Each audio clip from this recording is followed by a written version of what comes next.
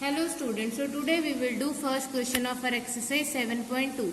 In the first question we have find the cube root of each of the following number by prime factorization method. तो आपको एक number given है, उसका cube root find out करना है with which method? Prime factorization method. So let's start. Prime factorization जैसे हम junior classes में करते थे वैसे ही करनी है. 64 2 के टेबल पे डिवाइड होगा सो 32 आ गया. 32 2 के टेबल पे डिवाइड होगा तो 16. Same way you can solve it. तब तक करना है जब तक 1 नहीं आ जाता. ठीक है, तो अब इसका मतलब 64 का क्यूब रूट ऐसे लिखते हैं. इसे हम क्या लिख सकते हैं? 64 के मल्टीप्लीकेशन, ये सारे नंबर्स, ये 2 कितनी बार मल्टीप्लाई हो रहा है? 6 टाइम मल्टीप्लाई हो रहा है. ठीक है, तो ये लिख लिया. अब स्क्वायर रूट में आप क्या करते थे? 2 का पेयर बनाते थे. क्यूब रूट के लिए आप 3 का पेयर बनाओगे, तो ये 2 का एक पेयर बन गया, ये 2 का. अब ये 2 के 2 पेयर बन गए तो वो क्यूब रूट के बाहर आ जाएंगे. तो एक 2 ये आ गया, एक 2 ये आ गया, ये आ गया 4. इसका मतलब 64 का क्यूब रूट होता है 4. That means 4 into 4 into 4, that is 64.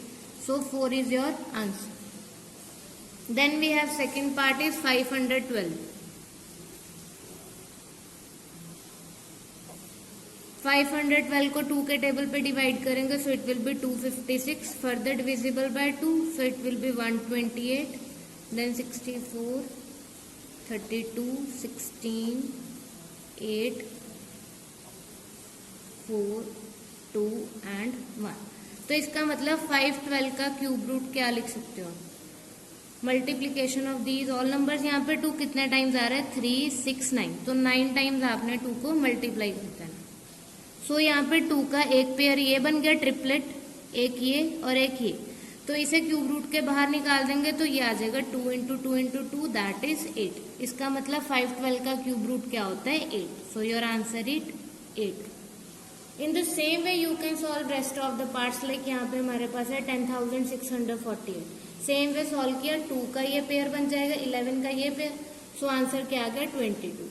Then the next part is 27,000. Similarly you can solve ये 3 का एक ट्रिपलेट बन जाएगा, 2 का ट्रिपलेट एंड 5 का ट्रिपलेट. तो यहाँ पे आ जाएगा answer is 30. Then the fifth part 15,625. यहाँ पे 5 का एक पेयर ये बन गया 3 का और एक ये बन गया. So that answer is 25. Then we have 13,824. अब यहाँ पे 2 का एक पेयर बन गया, दिस पेयर एंड दिस. जब आप सॉल्व करोगे तो आंसर आ जाएगा 24. देन ये आ जाएगा आपके पास 1,10,592. तो आपने सिंपली सॉल्व करना है, सिर्फ चेक करते रहना कि कौन से टेबल पे डिवाइड होता है. तो जब ये चेक करोगे 2 के आपके पेयर्स बन रहे हैं, सिंपली डिवीजन करनी है. तो ये जब आप लिखोगे, ये अब मैंने जो पेयर्स है वो बाहर निकाल लिए, तो आंसर आ गया 48. Similarly 8th part. अब यहाँ पे 2 का ये पेयर बन गया, दिस वन.